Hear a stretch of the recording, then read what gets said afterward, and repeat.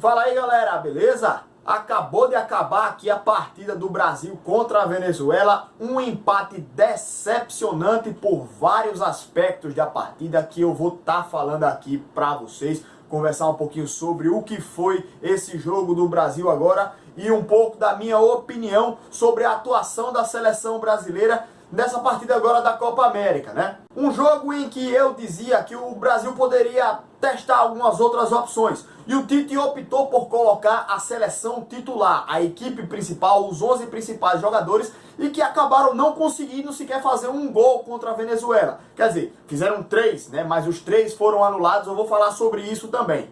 Vamos colocar primeiramente a escalação do Brasil aqui no quadro para a gente poder falar um pouquinho do que eu achei que faltou na seleção brasileira. Tivemos o Alisson no gol, Daniel Alves, Marquinhos, Thiago Silva e Felipe Luiz, até aí nenhuma novidade. Já no meio de campo uma mudança. O Casemiro jogou ao lado do Arthur. O Arthur voltou agora de lesão. O Felipe Coutinho estava jogando muito avançado aqui. Ele não era nem um meia, era praticamente o segundo atacante. Entrava muito na área, junto do Roberto Firmino, que estava aqui na frente. E tínhamos aqui o David Neres e o Richarlison. Bem, esse jogo teve algumas situações que fizeram com que esse placar acontecesse, né? Novamente, o Brasil faltou muita infiltração lá dentro da área. Tivemos também 3 gols anulados, né? 1 por falta e 2 por impedimento, utilizando o vídeo. Tivemos erros também, na minha opinião, de mudanças, alterações na equipe do Tite. Escolhas erradas também de alterações de posicionamento dos jogadores durante a partida, tanto também como mudança de peças, né? Entrada no banco. Então vamos falar um pouquinho aqui do que eu achei dessa partida. Antes de falar do jogo propriamente dito, queria convidar você a se inscrever aqui no canal, deixar o seu like aqui no vídeo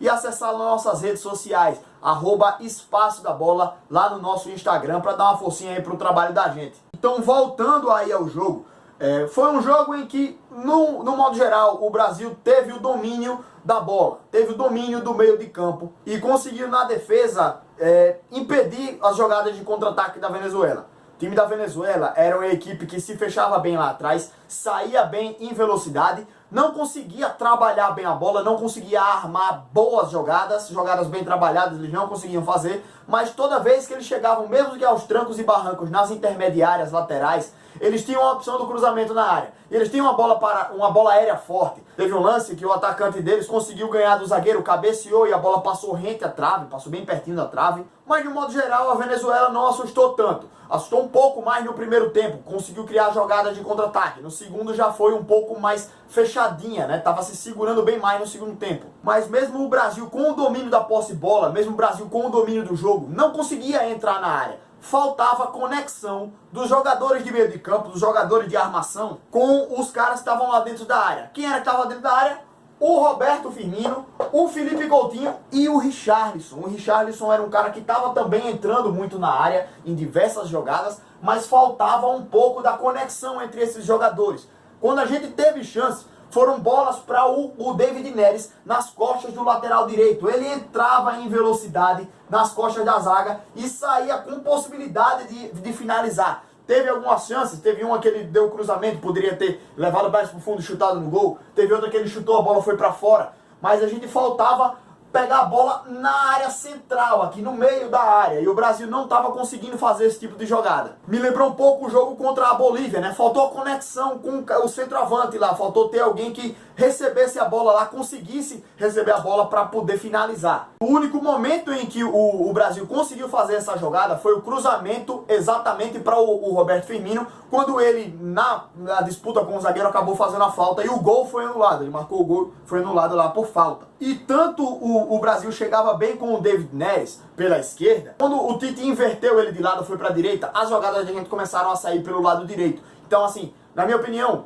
no primeiro tempo, no modo geral, o piorzinho ali foi o Richarlison. Não conseguiu fazer boas jogadas, não conseguiu sair bem, errou muito passe, errou algumas besteiras. Tanto é que no intervalo ele foi substituído pelo Gabriel Jesus. E aí, na minha opinião, ocorreu o primeiro erro do Tite. Não pela substituição em si, tirar o Richarlison, como eu falei, ele era o piorzinho lá do ataque. Só que botar o Gabriel Jesus para jogar na ponta. O cara é centroavante, vai botar ele para jogar na ponta. Ele é um dos principais goleadores do Manchester City na temporada, jogando na área, sendo o cara da área. E o Roberto Firmino não é um centroavante, ele circula muito. Então o que poderia fazer? pegava o Coutinho que estava aqui no meio com liberdade, dava essa liberdade para o Roberto Firmino, colocava o Gabriel Jesus dentro da área para ser o centroavante, o cara para receber a bola e finalizar as jogadas, e abria o Felipe Coutinho aqui para o lado esquerdo, como ele estava acostumado a jogar, e jogava muito bem no Liverpool, fazia muitas jogadas assim, e na seleção ele ainda não teve a oportunidade de jogar dessa maneira,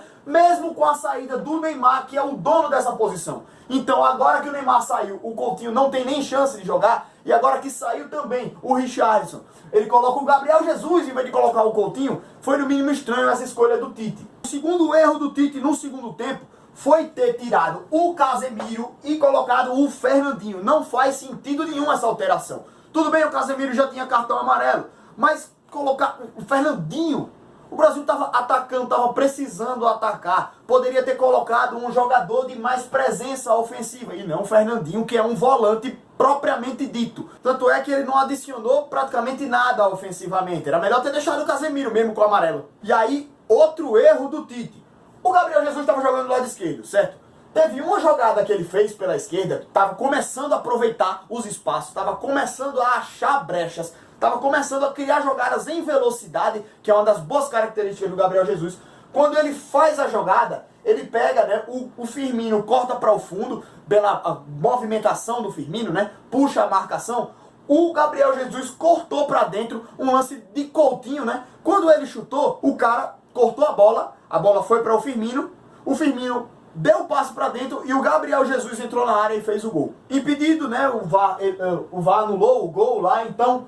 Mas quando o Gabriel Jesus começou a jogar bem do lado esquerdo, o que é que ele faz? Bota do lado direito, inverte tudo e tira o cara do lado que ele estava jogando bem.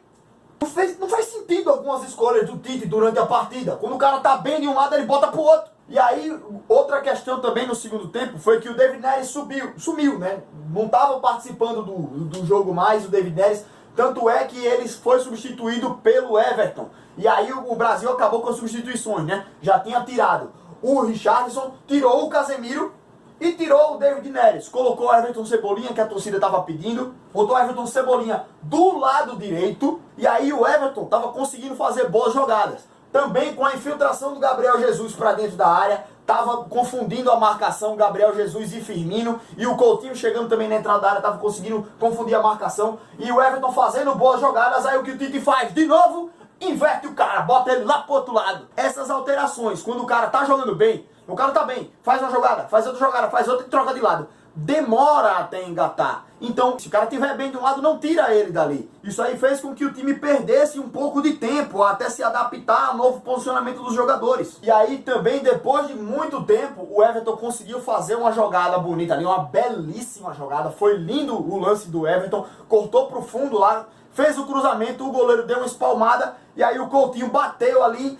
E por causa de um detalhezinho, a bola bateu no joelho do Firmino e ele tava um pouquinho de nada à frente do goleiro, né? Então caracterizou o impedimento e o gol foi anulado. Mas diante de tantos erros da equipe do Brasil, a gente não deveria nem estar destacando os gols anulados, né? O Brasil deveria ter feito mais gols legais pelo menos. Mas eu queria deixar destacado aqui a atuação do Arthur. Gostei bastante da atuação do Arthur. Foi o armador de jogadas, tanto no primeiro tempo como no segundo tempo. Era o cara que distribuía bem o jogo, era o cara que assumia o protagonismo lá na frente. Mesmo sendo um volante, ele era um cara que se apresentava, que conseguia fazer a ligação da defesa para o ataque. Era o cara que conseguia dar o primeiro passo com qualidade. E por isso o Brasil ganhou muita qualidade no meio de campo, dominava amplamente o meio campo aqui e conseguia criar boas jogadas. Apesar disso, faltou uma conexão dessa parte ofensiva do meio campo com a parte central do ataque, né? A parte central da área. Faltou um pouquinho isso tudo. E o Tite precisa corrigir esse defeito da seleção brasileira para as próximas partidas. O próximo jogo já é contra o Peru, que também está com 4 pontos. Então tá 4-4 Brasil e Peru, e assim, o Brasil não pode perder esse jogo, né? Então não pode estar fazendo muitas alterações também, tem que ser convicto agora. E uma coisa que o Tite está sendo é convicto com os próprios erros. Ele deveria ter testado mais opções, ele deveria mudar um pouco a equipe. Nem nos amistosos ele testa muitas opções de mudanças, ele fica sempre com esse mesmo estilo de jogo. E agora, gente, Agora a gente só tem mais uma partida. É uma partida importante pra gente garantir a primeira colocação e depois já vem mata-mata. Não é mais momento da gente testar. Agora é agora do vamos ver. E o Brasil, desse jeito assim, não tá conseguindo encaixar um bom futebol. É isso aí, galera. Essa foi a análise da partida aí do segundo jogo do Brasil na Copa América contra a Venezuela. Um empate, na minha opinião, decepcionante por todas as características da partida. Então vamos lá, continua aqui acompanhando o canal Espaço da Bola, que tem muito ainda sobre o Brasil e também sobre o futebol brasileiro, né? Vou estar falando agora sobre os times do Brasil aqui, o que eu tô achando dessa primeira parte do ano das equipes do Brasil e do Nordeste. Fica ligado aqui no canal, hein? Valeu, galera, um abraço, até mais, hein? Até o próximo vídeo. Falou!